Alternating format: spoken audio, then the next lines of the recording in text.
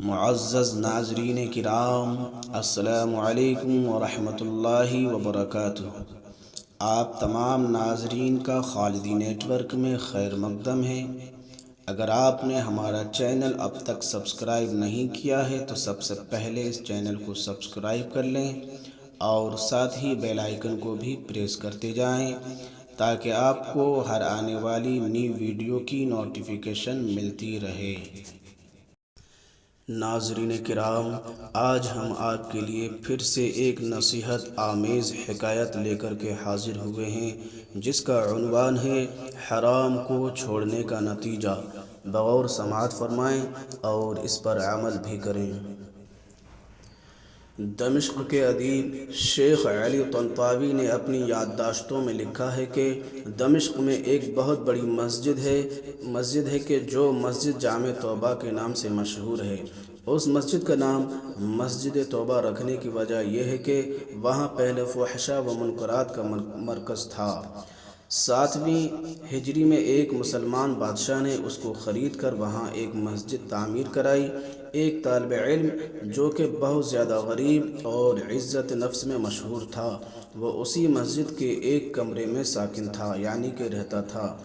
2 روز گزر چکے تھے کہ اس نے کچھ نہیں کھایا تھا اور اس کے پاس کھانے کے لیے کوئی چیز بھی نہیں تھی اور نہ ہی کھانا خریدنے کے لیے کوئی پیسہ اس کے پاس تھا۔ تیسرے روز بھوک کی شدت سے اس نے احساس کیا کہ وہ مرنے کے قریب ہے۔ سوچنے لگا کہ اب میں اضطراری حالت میں ہوں کہ شرعاً حتیٰ مردار یا حتیٰ ضرورت کے مطابق چوری جائز ہے۔ اس بنا پر چوری کا راستہ بہترین راہ تھی۔ شیخ طنطاوی کہتے ہیں، یہ سچا واقعہ ہے اور میں ان لوگوں کو اچھی طرح جانتا ہوں اور اس واقعے کی تفصیل سے آگاہ ہوں، اور میں صرف حکایت بیان کروں گا، نہ حکم نہ ہی فیصلہ۔ یہ مسجد ایک قدیمی محلے میں واقع ہے اور وہاں تمام مکانات قدیمی طرز پر اس طرح بنے ہوئے ہیں کہ ایک دوسرے کی چھتیں آپس میں ملی ہوئی ہیں اور چھتوں سے ہی سارے محلے میں جایا جا سکتا ہے۔ یہ جوان مسجد کی چھت پر گیا اور وہاں سے محلے کے گھروں کی طرف چل دیا۔ پہلے گھر میں پہنچا تو دیکھا وہاں کچھ خواتین ہیں تو سر جھکائے وہاں سے چلا گیا۔ بعد والے گھر پہنچا تو دیکھا گھر خالی ہے، لیکن اس گھر سے کھانے کی خوشبو آ رہی ہے۔ بھوک کی شدت میں جب کھانے کی خوشبو اس کے دماغ میں پہنچی تو آہن ربا کی مانند اس کو اپنی طرف کھینچ لیا۔ یہ مکان ایک منزل تھا، چھت سے بالکونی اور پھر وہاں سے صحن میں کود گیا۔ فوراً باورچی خانے میں پہنچا، دیگچی کا ڈھکن اٹھایا تو اس میں بھرے ہوئے بینگن کا سالن تھا۔ ایک بینگن اٹھایا، بھوک کی شدت سے سالن کے گرم ہونے کی بھی پرواہ نہیں کی۔ بینگن کو دانتوں سے کاٹا اور جیسے ہی نگلنا چاہا تو اسی وقت عقل اپنی جگہ واپس آ گئی اور اس کا ایمان جاگ گیا۔ اپنے آپ سے کہنے لگا، خدا کی پناہ، میں طالب علم ہوں، لوگوں کے گھر میں کیسے گھس سکتا ہوں اور کیسے چوری کر سکتا ہوں؟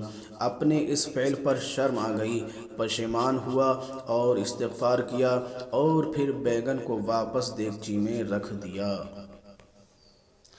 اور جیسے آیا تھا ویسے ہی سراسیمہ واپس لوٹ گیا اور مسجد میں داخل ہو کر شیخ کے حلقے درس میں حاضر ہوا۔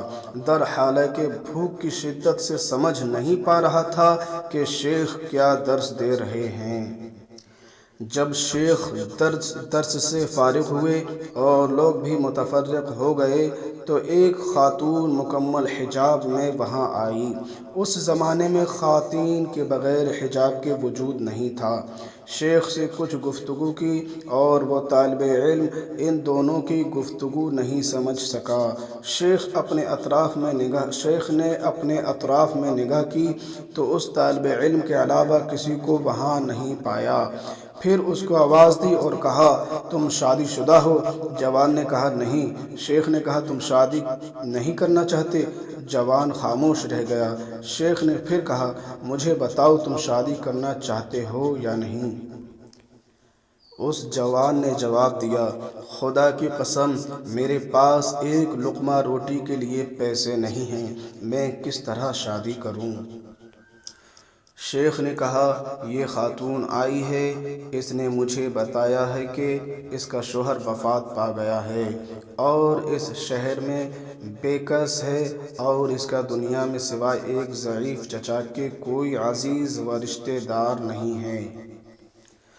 اپنے چچا کو یہ اپنے ساتھ لے کر کے آئی ہے اور وہ اس وقت اس مسجد کے ایک گوشے میں بیٹھا ہوا ہے، اور اس خاتون کو اس کے شوہر سے گھر اور مال اور ارث میں ملا ہے، اور یعنی اس خاتون کو اس کے شوہر سے گھر اور مال ارث میں ملا ہے۔ اب یہ آئی ہے اور ایسے مرد سے شادی کرنا چاہتی ہے جو شرعاً اس کا شوہر اور اس کا سرپرست ہو، تاکہ تنہائی اور بدطینت انسانوں سے محفوظ رہ سکے۔ کیا تم اس سے شادی کرو گے؟ جوان نے کہا، ہاں، اور پھر اس خاتون سے پوچھا کہ تم اس کو اپنے شوہر کے طور پر قبول کرتی ہو؟ اس نے بھی مثبت جواب دیا۔ شیخ نے اس خاتون کے چچا اور 2 گواہوں کو بلا کر ان دونوں کا عقد پڑھا دیا اور اس طالب علم کے بجائے خود اس خاتون کا مہر ادا کیا، اور پھر اس خاتون سے کہا، اپنے شوہر کا ہاتھ تھام لو۔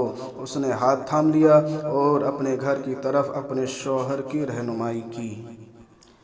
جب گھر میں داخل ہوئی تو اپنے چہرے سے نقاب ہٹا دیا۔ وہ جوان اپنی زوجہ کے حسن و جمال سے مبہوت ہو گیا، اور جب اس گھر کی طرف متوجہ ہوا تو دیکھا کہ وہی گھر ہے جس میں وہ داخل ہوا تھا۔ زوجہ نے شوہر سے پوچھا کہ تمہیں کچھ کھانے کے لیے لے آؤں؟ کہا، ہاں۔ اس نے دیگچی کا ڈھکن اٹھایا اور بینگن کو دیکھا اور بولی، عجیب ہے، گھر میں کوئی آیا تھا اور اس نے بیگن کو دانتوں سے کاٹا ہے۔ وہ جوان رونے لگا اور اپنا قصہ اس کو سنا دیا۔ زوجہ نے کہا، یہ تمہاری امانت داری اور تقوی کا نتیجہ ہے۔ تم نے حرام بیگن کھانے سے اجتناب یعنی کہ پرہیز کیا تو اللہ تعالیٰ نے سارا گھر اور گھر کی مالکہ کو حلال طریقے سے تمہیں دے دیا۔ سبحان اللہ، سبحان اللہ۔ ناظرین کرام، دیکھا آپ نے کہ جو کوئی اللہ تعالیٰ کی خاطر کسی گناہ کو ترک کرے اور تقوی اختیار کرے تو اللہ تعالیٰ اس کے مقابلے میں بہتر چیز اس کو عطا کرتا ہے۔ منقول۔ اللہ رب العزت سے دعا ہے کہ تمام مومنین کو لقمہ حرام سے بچنے کی توفیق عطا فرمائے۔ آمین بجاہ سید المرسلین صلی اللہ تعالی علیہ وسلم۔